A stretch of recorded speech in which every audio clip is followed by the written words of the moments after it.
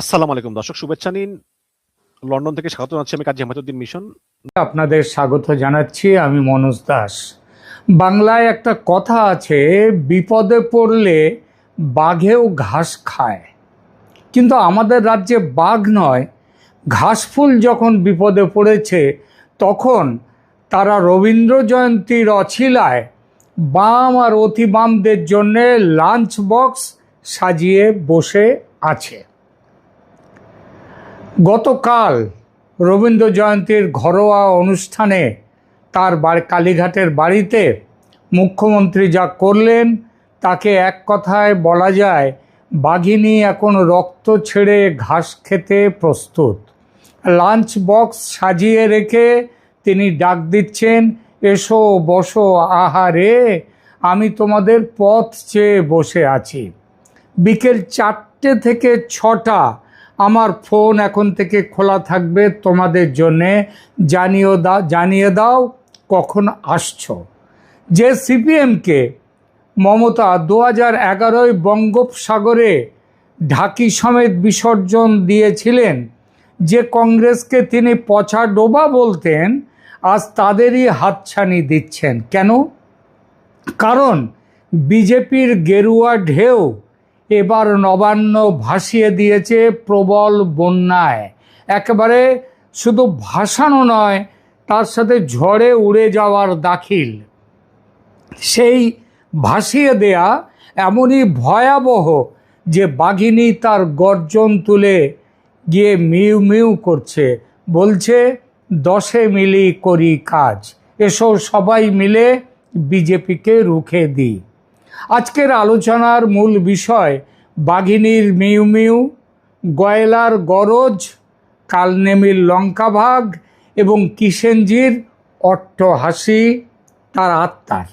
কেন মমতার এই মুশিক বা মার্জার রূপ? কেন জোট বাঁধার কাতর আহ্বান? এবং সেই আহ্বান কতটা সফল হবে বা আদৌ সফল হবে কিনা এই সম্ভাবনা, এটা আমরা দেখব। এটা স্পষ্ট, এই জোটে প্রকাশ্যে কেউ সাড়া দেবে না, অথচ পর্দার আড়ালে চলবে গোপন প্রীতি। কেন? চলুন বিষয়টার গভীরে ঢোকা যাক। বাংলায় একটা চমৎকার প্রবাদ আছে, গরজে গয়লা ঢেলা বয়। মানে দইয়ের হাঁড়ি নিয়ে যাওয়ার সময় মাথায় তার একদিকে তাকে ঢেলা দিয়ে তার ওজনটা বাঁকটা ঠিক রাখতে হয়। তো তিনি ঢেলা কিংবা পাথর বইতেও গয়লার আপত্তি থাকে না, যদি তাতে তার লাভ থাকে। মমতার আজ সেই দশা। 15 বছর ধরে যে স্বৈরতন্ত্রের চাবুক তিনি চালিয়েছেন, যেখানে বিরোধী দলের একটা পোস্টার লাগানোর জায়গা ছিল না, আজ সেই মমতা বলছেন, আসুন ভাই আমরা সবাই মিলে বিজেপিকে রুখি। হাস্যকরণ হয় কি, যে বাম কর্মীদের ওপর হাজার হাজার কেস চাপানো হয়েছে, নেতাদের বিরুদ্ধে নয়, মনে রাখবেন, যাদের পার্টি অফিস দখল করে তৃণমূলের ঝান্ডা লাগানো হয়েছে, আজ তাদেরই বলা হচ্ছে ওসব পুরনো কথা ভুলে যাও, এসো আমরা কোলাকুলি করি। কিন্তু সমস্যা হলো, এই কোলাকুলিটা আসলে কোলাকুলি নাকি গলা টিপে ধরা, সেটা বামপন্থীরা গত 15 বছরে খুব ভালো করে বুঝেছে কংগ্রেস নামের দলটিও। 2011-তে কংগ্রেসের সঙ্গে জোট বেঁধে বাম দুর্গের পতন ঘটান মমতা। তারপর বিধানসভার ভেতরে দলত্যাগ ঘটিয়ে এই যে মানস ভূঁইয়া, তার বিরুদ্ধে খুনের মামলা দিয়ে তাকে দলে টেনে নিয়ে আসা, তারপর আবার মন্ত্রীও করে দেয়া, মানে বিধানসভার ভেতরে দলত্যাগ ঘটানো, তাদেরকে ভয় দেখানো, আর বিধানসভার বাইরে তার টুটি চেপে কংগ্রেসকে শেষ করে দিতে মমতা দেরি করেননি। আজ বাম এবং কংগ্রেসকে অতীতের ছায়া বললেও বেশি বলা হয়, কারণ ছায়ার জন্ম হয় কায়া থেকে। কিন্তু এদের বাম কংগ্রেস, এদের তো এখন কায়া নেই, তারা কায়াহীন। তাদের কথা কায়াহীনের কাহিনী। এবার আসা যাক অতি বাম বা মাওবাদীদের প্রসঙ্গে। মুখ্যমন্ত্রী ভাবছেন রবীন্দ্রসঙ্গীত গাইলেই বোধহয় এক সঙ্গীতজ্ঞ হওয়া যায় কিংবা সঙ্গীত প্রেমিক হওয়া যায়। রক্তের দাগ ধুয়ে যায়। তিনি ভাবছেন, কিন্তু জঙ্গলমহলের মাটি আজও কিষাণজির রক্তের কথা বলেনি। 2011 সালে এই মমতাই মাওবাদীদের সাথে জোট বেঁধেছিলেন সিপিএমকে তাড়াতে, আর ক্ষমতায় এসে কি করলেন? আলোচনা টোপ দিয়ে ডেকে নিয়ে এসে এনকাউন্টারে শেষ করে দেয়া হলো কিষাণজিকে। রাজনীতিতে এর চেয়ে বড় বিশ্বাসঘাতকতা অন্তত পশ্চিমবঙ্গের রাজনীতিতে ইতিপূর্বে দেখা যায়নি। আজ মমতা যখন অতিবামদের ডাক দেন এবং সেই ডাকে ওই ঝাড়খণ্ড থেকে এসে দীপঙ্কর ভট্টাচার্যের মতো অতিবামের ছদ্মবেশী অতিবামীরা তারা যখন এসে তার থেকে বলেন নো ভোট টু বিজেপি বলে মমতার সাথে আঁতাত করেন, তখন এবং যখন সেটা সত্ত্বেও আজ মমতা জঙ্গলমহলের ডাক দেন অতিবামদের সঙ্গে আসার, তখন জঙ্গলমহলের প্রতিটি জওয়ান আর প্রাক্তন গেরিলা তারা হাসেন। মাওবাদীরা হয়তো সশস্ত্র আন্দোলন ছেড়েছে, তারা ছাড়তে বাধ্য হয়েছে, কিন্তু তাদের স্মৃতিও কি ছেড়ে গেছে? তারা কি সেই বিশ্বাসঘাতকতা ভুলবে? আমার তো মনে হয় না। মমতা আসলে চাইছেন অতিবামদের সেই ক্ষমতাটুকু, মানে তাদের যে নুইসেন্স পাওয়ারটুকু আছে কিংবা তাদের যে পকেট ভোটটুকু আছে সেটা ব্যবহার করতে। কারণ অতিবাম মানেই নকশাল, মাওবাদ মানেই বন্দুকের আওয়াজ আসে। পশ্চিমবঙ্গের রাজনীতিতে বন্দুকেরও তো দরকার। মমতা কতটা তৈরি করে গেছেন, কিন্তু মনে রাখবেন মাওবাদীরা একবার ছোবল খেলে সহজে সেটা ভোলে না। তাই প্রকাশ্যে এই আহ্বানের সাড়া দেওয়ার ইচ্ছা বা সাহস বাম অতিবাম কারোরই নেই। কিন্তু একটা কথা মানতেই হবে, প্রকাশ্যে না হলেও আড়ালে কিন্তু লক্ষিন্দরের বাসর ঘরে ছিদ্র খোঁজার চেষ্টা চলছে। কেন? উত্তরটা হলো মুসলিম ভোট ব্যাংক। 26-এর ভোটে পরাজয়ের পর তৃণমূল বুঝতে পারছে তাদের একমাত্র পুঁজি প্রায় ওই 30% ভোটই, কিন্তু সেখানেও এখন ভাগ বসাতে চাইছে আইএসএফ, হুমায়ুনের দল, বাম আর কংগ্রেস। একেই বলে কালনেমির লঙ্কা ভাগ। লঙ্কা জয়ের খবর নেই, অথচ হনুমান লঙ্কা পোড়ানোর আগেই কালনেমি বসে গেছে ভাগাভাগি করতে। বিজেপি বিরোধী জোটের মূল মন্ত্র উন্নয়ন নয়, আদর্শ নয়, বরং কে কত বড় মুসলিম দরদি মাটিতে নেমে তার প্রতিযোগিতা করা। মমতা করেছেন, তার পতন হয়েছে, তারপরে এখন সিপিএম, কংগ্রেস তারাও শুরু হয়ে গেছে এই লাইনে। কংগ্রেসের 2টি এমএলএ মুসলিম, সিপিএমের 1টি এমএলএ মুসলিম, আইএসএফের 1টি এমএলএ মুসলিম, হুমায়ুন কবিরের 2টি এমএলএ তারাও মুসলিম, আর মমতার দলের সম্ভবত ওই 80 জনের মধ্যে 31 জনই মুসলিম। আর এখানেই শুরু হয়েছে গোপন সমঝোতা। মমতা জানেন মুসলিম ভোট ভাগ হলে বিজেপির জয় আরও চওড়া হবে, তাই নির্বাচনের আগে জেলায় জেলায় তৃণমূলের পার্টি অফিস সিপিএম, কংগ্রেস দখল করছে, তবু মমতা চুপ। পুলিশ নীরব, যেন কিছুই হয়নি। পার্টি অফিস দখলের সময় চুপ করে থাকা, এগুলো আসলে এক ধরনের পলিটিক্যাল সিগন্যাল ছিল যে আমরা তোমাদের বন্ধু, এখন আমাদের কোলাকুলির সময়, সবাই মিলে লড়তে হবে বিজেপির বিরুদ্ধে। আমি তোমাদের ডিস্টার্ব করব না, তোমরা শুধু হিন্দু ভোটটা ভাগ করো যাতে বিজেপি বিপাকে পড়ে। কিন্তু মমতার সব হিসেব এখানে এসে মুখ থুবড়ে পড়েছে, তা হলো হিন্দু মেরুকরণ। গত 15 বছরে যে দুধেল গাই রাজনীতি চলেছে তার বিস্ফলকে নিজেদের পক্ষে পরিবর্তন করে তার লাভ এখন ঘরে তুলছে বিজেপি।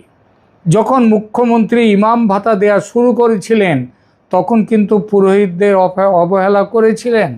যখন দুর্গাপুজোর ভাসানে বাধা দিয়ে মহরমের মিছিলকে অগ্রাধিকার দিয়েছেন, তখন বাংলার সাধারণ হিন্দুর মনে 1946-এর সেই বীভৎস গ্রেট ক্যালকাটা কিলিংয়ের স্মৃতি ফিরে আসে, ফিরে এসেছে।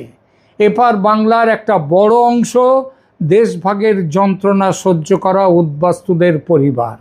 এপার বাংলায় এসে তারা ওই নিজেদের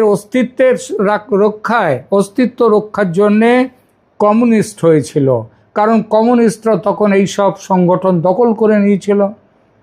ধর্মহীন সমাজের স্বপ্ন চারিয়ে দেয়া হয়েছিল ওই উদ্বাস্তুদের মনে, যারা কিন্তু ধর্মের কারণেই বাংলার পূর্ব পাকিস্তান ছেড়ে এপারে চলে আসতে বাধ্য হয়েছিল। তাদের বংশধরদের মনে আবার উদ্বাস্তু হওয়ার ভয় ঢুকিয়ে দিয়েছে তৃণমূলের তোষণ নীতি, আর সেই ভয়কে আরও তাকে নিজেদের স্বার্থে, নিজেদের জন্যে, নিজেদের প্রয়োজনে সেই ভয়টাকে তাদের মধ্যে আরও বেশি করে চারিয়ে দিয়েছে বিজেপি, যে এই দেখো তৃণমূল তোমাদের কোথায় নিয়ে যাচ্ছে। ভোটাররা দেখেছেন একদিকে মুসলিম স্বার্থ রক্ষার মরিয়া চেষ্টা, আর অন্যদিকে নিজেদের অস্তিত্বের লড়াই। বিজেপির এই বিপুল জয় তাই কোনো মিরাকেল নয়, এটা হলো দীর্ঘ 50 বছরের পুঞ্জীভূত ক্ষোভের বিস্ফোরণ। তোষণের সূত্রপাত হয়েছিল বাম জমানায়, আর সেটাকে লাগাম ছাড়া করেছে মমতা জমানায়। আর তাই অস্তিত্ব রক্ষার তাগিদে বাঙালি হিন্দু আজকে মেরুকরণের পথে আসতে বাধ্য হয়েছে, নইলে আবার উদ্বাস্তু হতে হবে তাদের এই ভয়ে। মমতার জোটের আহ্বান এই মেরুকরণকে আরও শক্ত করবে, অর্থাৎ বাম, অতিবাম, কংগ্রেস, বিজেপি বিরোধীরা যদি মমতার জোটের আহ্বানে একসাথে আসে, তখন হিন্দু ভোটাররা বলবে সবাই একজোট হচ্ছে শুধু আমাদের দাবিয়ে রাখার জন্যে, মুসলিম ভোটের জন্যে। এই যে ভয় আর অস্তিত্বের সংকট, এটা কোনো সাময়িক আবেগ নয়। এই মেরুকরণের দেওয়াল এতটাই চওড়া যে তাতে রবীন্দ্রসঙ্গীতের প্রলেপ লাগিয়ে কোনো কাজ আর হবে না মমতা ব্যানার্জি মহোদয়া। সারসংক্ষেপে তাহলে কী দাঁড়ালো? মমতা বন্দ্যোপাধ্যায় এখন সেই ডুবন্ত মানুষের মতো, যে খড়কুটো আঁকড়ে ধরতে চাইছে। তিনি বামেদের ডাকছেন, অতিবামদের ডাকছেন, এমনকি যে কংগ্রেসকে তিনি দুর্বল করেছিলেন ভেঙে চুরে, তাদেরও ডাকছেন। কিন্তু ইতিহাসের পাতায় একটা কথা লেখা থাকে, অন্যায়ের পথে যে সাম্রাজ্য গড়া হয়, পতনের সময় কেউ তার পাশে থাকে না। গোপন সমঝোতা নিশ্চিতভাবেই কিছুটা না কিছুটা হবেই, কিন্তু তাতে তৃণমূলের গদি ফিরবে না বাম কংগ্রেসেরও। কারণ মেরুকরণ যখন একবার সম্পূর্ণ হয়ে যায়, বিশেষ করে যে হিন্দুরা নিজেদেরকে কখনো ধর্মের দৃষ্টিতে দেখত না, সেই তাদের মধ্যেও যখন মেরুকরণ সম্পূর্ণ হয়ে যায় ধর্মের বিচারে, তখন পাটিগণিতের হিসেব আর খাটে না। তাহলে মমতা আগ বাড়িয়ে নিমন্ত্রণ করতে গেলেন কেন বামেদের, অতি বামেদের, বিজেপি বিরোধীদের? এর সহজ উত্তর, ডুবন্ত মানুষ খড়কুটোকে ধরেও বাঁচতে চায়। মমতার এই আহ্বান, এই ডাক আসলে তার পরাজয়ের আনুষ্ঠানিক স্বীকারোক্তি। গতকাল রবীন্দ্র জয়ন্তীর অনুষ্ঠানে রবীন্দ্রনাথের ছবির সামনে দাঁড়িয়ে তিনি যা করেছেন তা কোনো জোটের ডাক নয়, বরং সম্মুখে মৃত্যুর পদধ্বনি শুনে রাজনৈতিক উইল তিনি সই করে গেলেন যে আসুন সবাই মিলে ভাগাভাগি নয়, একসাথে লড়াইটা করি। প্রিয় দর্শক, আপনার কি মনে হয় মমতার এই জোটের প্রেম কি পারবে বিজেপির গেরুয়া ঢেউ রুখতে, নাকি 26-এর পর ইতিহাস অন্য কথা বলবে? কমেন্টে জানান আপনাদের মতামত। সুপ্রিয় দর্শক, সাজ্জাদ কাদেরের শুভেচ্ছা নিন। কথা বলতে চাই, পশ্চিমবঙ্গে সর্বশেষ বিধানসভা নির্বাচন হয়ে গেল।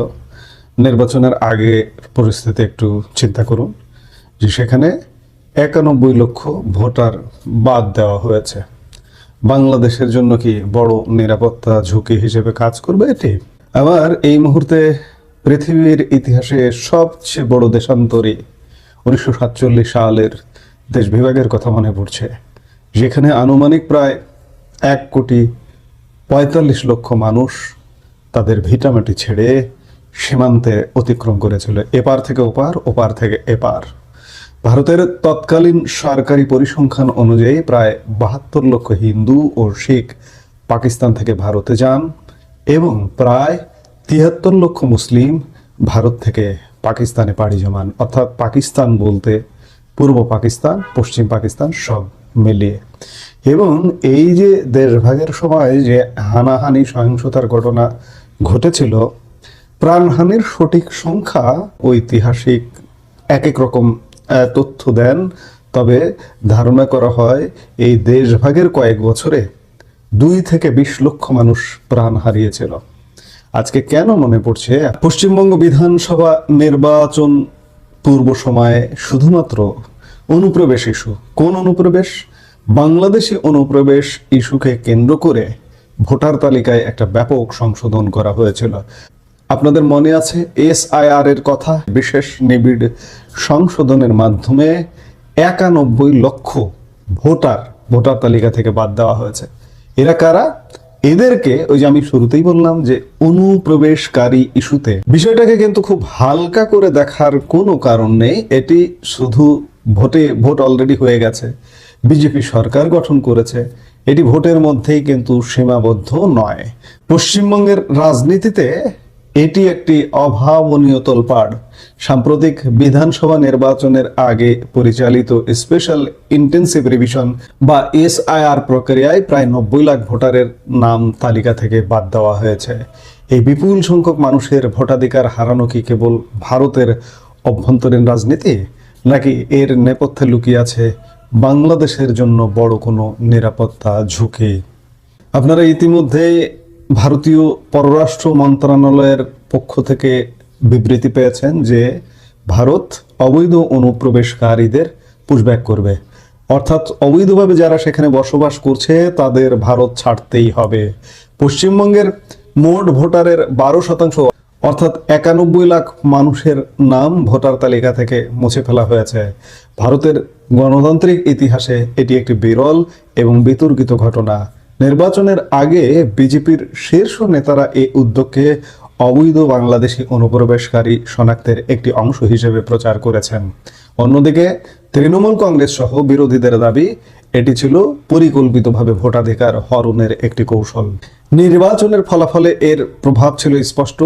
তথ্য বলছে মুসলিম অধ্যুষিত জেলাগুলোতে ভোটার বাদ পড়ার হার ছিল অস্বাভাবিক। বিশেষ করে মুর্শিদাবাদে 4.5 লাখের বেশি নাম বাদ গেছে। এছাড়া উত্তর 24 পরগনা এবং মালদাতেও এই চিত্র দেখা গেছে। বিশ্লেষকদের মতে এই পরিবর্তন রাজনৈতিক ভারসাম্য পুরোপুরি বদলে দিয়েছে। প্রশ্ন উঠছে যে এই বিতর্কের শেষ কোথায়? বিশ্লেষকদের মতে নির্বাচনী প্রচারণায় বিজেপি নেতারা যে ধরনের রেটরিক বা রাজনৈতিক বয়ান তৈরি করেছিলেন তা যদি ক্ষমতায় আসার পরও বজায় থাকে তবে তা বাংলাদেশের জন্য গভীর নিরাপত্তা ঝুঁকি তৈরি করতে পারে। এ বিষয়ে বাংলাদেশি গণমাধ্যম বণিক বার্তা কয়েকদিন আগে একটি স্টোরি করেছে।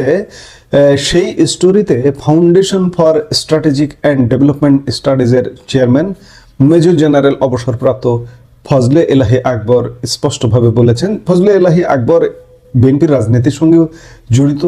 পশ্চিমবঙ্গে এখন বিজেপির নিয়ন্ত্রণে, বাংলাদেশের দীর্ঘ সীমান্তের বড় অংশ এখন তাদের অধীনে। তাদের বক্তব্যে বারবার পুশিন বা অবৈধ বাংলাদেশি শব্দগুলো উঠে আসে। ফলে বাংলাদেশকে এখন অত্যন্ত সতর্ক থাকতে হবে। যদিও ভারত দাবি করছে তারা সুসম্পর্ক চায়, কিন্তু 91 লাখের মতো বিশাল সংখ্যার ভোটার বাদ পড়া কোনো সাধারণ ঘটনা নয়। অনেকের মতে এটি মমতা বন্দ্যোপাধ্যায়কে ঠেকাতে একটি রাজনৈতিক কৌশল হিসেবে ব্যবহৃত হয়েছে। ভারতের উত্তর পূর্বাঞ্চলীয় রাজ্য আসামের NRC বা নাগরিকত্ব তালিকার অভিজ্ঞতার কথা আমাদের সবার মনে আছে। সাবেক রাষ্ট্রদূত হুমায়ুন কবির মনে করেন, পশ্চিমবঙ্গের নতুন সরকার যদি আসামের মতো NRC প্রক্রিয়া শুরু করে তবে এই পরিস্থিতি জটিল হবে। বর্তমানে বাদ পড়া ভোটারদের আপিল করার সুযোগ রয়েছে এবং অনেকে ভোটাধিকার ফিরেও পাচ্ছেন। তবে কঠোর নাগরিক যাচাইয়ের উদ্যোগ নিলে পশ্চিমবঙ্গে সামাজিক ও রাজনৈতিক সংঘাত অনিবার্য হতে পারে, যার আঁচ এসে লাগবে বাংলাদেশেও। আপিল করে ভোটাধিকার ফেরত পাচ্ছেন, সংখ্যাটা খেয়াল করুন, 91 লক্ষ। হয়তো 10 লক্ষ ফেরত পাবেন, 15 লক্ষ ফেরত পাবেন, 20 লক্ষ ফেরত পাবেন, কিন্তু তাও তো 70 লক্ষ 71 লক্ষ বাকি থাকে। এই 70-71 লক্ষ কোথায় যাবে? তারা কি বাংলাদেশি অনুপ্রবেশকারী হিসেবে তারা কি পুশব্যাকের শিকার হবেন? হুমায়ুন কবির বণিকবার্তাকে বলেছেন যে মনে রাখতে হবে পশ্চিমবঙ্গে তৃণমূল কংগ্রেস এবারও 41% ভোট পেয়েছে, আবার বিজেপি পেয়েছে 46%। অর্থাৎ জনমত এখনো বিভক্ত। এমন পরিস্থিতিতে কঠোর কোনো ব্যবস্থা নেওয়া বিজেপির জন্য খুব একটা সহজ হবে না। এবারের নির্বাচনে বিজেপি তাদের প্রচারণায় বাংলাদেশ এবং অনুপ্রবেশ ইস্যুকে তুরুপের তাস হিসেবে ব্যবহার করেছে। নবনির্বাচিত মুখ্যমন্ত্রী শুভেন্দু অধিকারী থেকে শুরু করে খোদ প্রধানমন্ত্রী নরেন্দ্র মোদী এবং স্বরাষ্ট্রমন্ত্রী অমিত শাহ সবার মুখে শোনা গেছে অনুপ্রবেশকারী তাড়ানোর হুঁশিয়ারি। এমনকি অমিত শাহ বঙ্গোপসাগরে ছুড়ে ফেলার মতো কড়া মন্তব্য রাজনৈতিক মঞ্চ কাঁপিয়েছে। এই যে একটি ধারণা তৈরি হলো যে পশ্চিমবঙ্গ জুড়ে লাখ লাখ অবৈধ বাংলাদেশি ও রোহিঙ্গা রয়েছে, এটি জনমনে এক ধরনের ভয়ের সংস্কৃতি তৈরি করেছে। এই রাজনৈতিক বয়ান যদি বাস্তবে রূপ নিতে শুরু করে তবে সীমান্তে প্রবল চাপ তৈরি হবে। ক্ষুদ্র পরিসরে পুশ ইন বা জোরপূর্বক ঠেলে দেওয়ার ঘটনা ঘটতে পারে, যা দুই দেশের সীমান্ত স্থিতিশীলতা নষ্ট করতে পারে। এর প্রভাব কি কেবল সীমান্তেই সীমাবদ্ধ? মোটেও না। বাংলাদেশেও এর প্রতিক্রিয়া হতে পারে তীব্র। এদেশে কট্টর জাতীয়তাবাদী ও ধর্মীয় রাজনৈতিক শক্তিগুলো ভারতের এই পদক্ষেপকে ইস্যু করে সক্রিয় হয়ে উঠতে পারে, যা বাংলাদেশের অভ্যন্তরীণ রাজনীতিতে মেরুকরণ তৈরি করবে। বাংলাদেশ সরকার বিষয়টি নিয়ে কি ভাবছে? সম্প্রতি ভারতের আসামের মুখ্যমন্ত্রীর মন্তব্যের প্রেক্ষিতে বাংলাদেশের পররাষ্ট্রমন্ত্রী খলিলুর রহমান কড়া প্রতিবাদ জানিয়েছেন। তিনি স্পষ্ট করেছেন যে বাংলাদেশ পরিস্থিতি পর্যবেক্ষণ করছে এবং প্রয়োজনীয় ব্যবস্থা নেবে। অর্থাৎ ভারতের অভ্যন্তরীণ রাজনীতির দোহাই দিয়ে বাংলাদেশের ওপর কোনো বোঝা চাপিয়ে দেওয়ার চেষ্টা করা হলে ঢাকা তা মেনে নেবে না। সবশেষ বলা যায় যে পশ্চিমবঙ্গের 91 লাখ ভোটার বাদ পড়ার ঘটনাটি স্রেফ একটি টেকনিক্যাল ভুল বা সাধারণ সংশোধন নয়। এর পেছনে রয়েছে গভীর রাজনৈতিক সমীকরণ। যদি এই অনুপ্রবেশকারী ট্যাগ দিয়ে সাধারণ মানুষকে হয়রানি করা হয় বা বাংলাদেশে পুশিনের চেষ্টা করা হয়, তবে তা দক্ষিণ এশীয় অঞ্চলের নিরাপত্তার জন্য হবে এক ভয়াবহ অশনি সংকেত। বাংলাদেশকে এখন কূটনৈতিকভাবে অত্যন্ত চৌকস হতে হবে এবং সীমান্তে নজরদারি বাড়িয়ে সম্ভাব্য সব পরিস্থিতির জন্য প্রস্তুত থাকতে হবে। আমরা চাই সুসম্পর্ক, কিন্তু তা যেন কোনোভাবেই আমাদের জাতীয় নিরাপত্তাকে বিঘ্নিত না করে। বাংলাদেশ ইতিমধ্যে সীমান্ত সতর্কতা জারি করেছে, কিন্তু সীমান্ত সতর্কতা শুধু জারি করলেই হবে না, কারণ সবচেয়ে নিকট প্রতিবেশী দেশ ভারতকে চটিয়ে বা ভারতের বিরুদ্ধাচরণ করে বিরুদ্ধে অবস্থান নিয়ে কোনো কাজ হবে না। এটি সমাধান করতে হবে কূটনৈতিকভাবে। সংখ্যাটা কিন্তু কম নয়। 91 লক্ষ অনুপ্রবেশ ইস্যুতে তারা SIR এর মাধ্যমে ভোটার তালিকা থেকে বাদ দিয়েছে। এটি কিন্তু ভাববার বিষয়। আমি বললাম যে ভোটাধিকার ফিরে পেল, সেটা কত হতে পারে, কিন্তু বাকি তাও তো বিশাল একটা অংশ। এই জন্যই বললাম যে আমার দেশ বিভাগের কথা মনে পড়ে যায়। পৃথিবীর ইতিহাসে সর্ববৃহৎ দেশান্তরী, এত বড় দেশান্তরী পৃথিবীতে আর কখনো হয়নি। প্রায় 1.5 কোটি মানুষ এপার থেকে ওপার, ওপার থেকে এপার এসছে। আবার কি সেই পরিস্থিতি তৈরি হবে কিনা, এটি কিন্তু ভাববার বিষয়। বিষয়টাকে হালকা করে দেখবার কোনো সুযোগ নেই। বাংলাদেশ যদি কূটনৈতিকভাবে এটা ফেস করতে ব্যর্থ হয়, কিংবা বাংলাদেশ যদি ভারতের সাথে সম্পর্ক খারাপ করে, তাহলে পরিণাম বাংলাদেশের ভালো হবে না। কয়েকদিন আগে আপনার আসামের মুখ্যমন্ত্রী হেমন্ত বিশ্ব শর্মার কথা আপনাদের মনে আছে, যে ভারত বাংলাদেশ সম্পর্ক খারাপ থাকুক, ভালো যাতে না হয়, তাহলে তাদের পুশব্যাক করা সহজ হয়।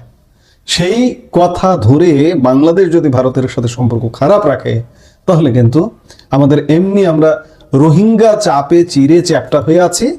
এদিকে যদি ভারত থেকে পুশব্যাক হয় সমানে, বেশি না, এখানে 70 লক্ষ 50 লক্ষ না, 10-20 লাখ পুশব্যাক হলে বাংলাদেশের ভারসাম্য মারাত্মকভাবে বিঘ্ন হবে, এতে কোনো সন্দেহ নাই। আমরা প্রত্যাশা করব বাংলাদেশ সরকার এমন কোনো কাজ করবে না, এবং ভারত সরকারের কাছে প্রত্যাশা থাকবে যে বাংলাদেশের জন্য এমন কোনো চাপের কাজ করবে না যে বাংলাদেশ ক্ষতিগ্রস্ত হয়। এখন দেখার বিষয় সামনে কি ঘটে, আমরা নিশ্চয়ই দেখব। এই মুহূর্তে এ পর্যন্তই। সবাই ভালো থাকুন, সুস্থ থাকুন।